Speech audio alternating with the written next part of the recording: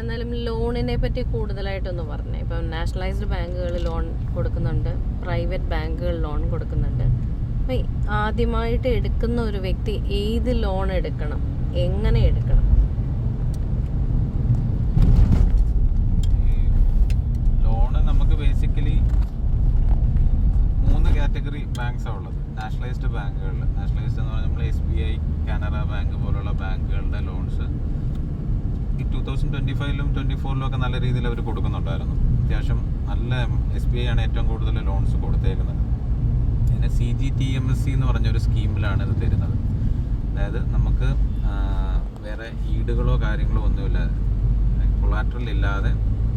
പക്ഷേ അതിൻ്റെ കൂടെ ഈ നാഷണലൈസ്ഡ് ബാങ്കിൽ നിന്ന് CGTMSE സ്കീമിൽ എടുക്കുമ്പോഴത്തേക്ക് നമുക്കൊരു CGTMSE ചാർജ് ഏകദേശം 0.6% to 1%-നകത്ത് നമുക്കൊരു ഇയർലി ചാർജ് വരും നമ്മുടെ ഔട്ട്സ്റ്റാൻഡിങ് ലോൺ എമൗണ്ടിൻ്റെ.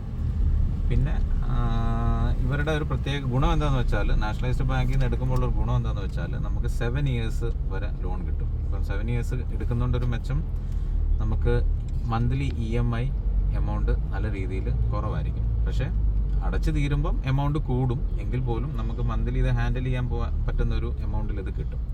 ഫോർ എക്സാമ്പിൾ നമ്മളിപ്പോൾ ഒരു 40 lakhs ലോൺ എടുക്കുകയാണെങ്കിൽ, SBIയുടെ ഒരു ലോണ് 40 lakhs എടുക്കുകയാണെങ്കിൽ അതിൻ്റെ 9.6 to 10% വരെയാണ്, 10.15 ആ റേഞ്ച് വരെ വരുന്നുണ്ട്.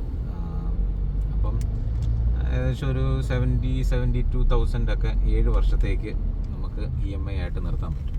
അതേസമയം ഒരു പ്രൈവറ്റ് ബാങ്ക്സ് ഇപ്പം കോട്ടക്, HDFC, ICIC അങ്ങനത്തെ ബാങ്കുകളൊക്കെ ആണെങ്കിൽ നമുക്ക് ഡിമിനിഷിംഗ് റേറ്റ് ഏകദേശം ഒരു 9.5 to 10.5 ആ റേഞ്ചിലായിരിക്കും വരുന്നത്. അപ്പം അത് പക്ഷേ 5 years ആണ് അവർ പ്രൊവൈഡ് ചെയ്യത്തുള്ളൂ. അപ്പോൾ അതിൻ്റെ EMI റേറ്റ് നമുക്ക് 80-85 റേറ്റിലേക്ക് വരും, 40 ലക്ഷം.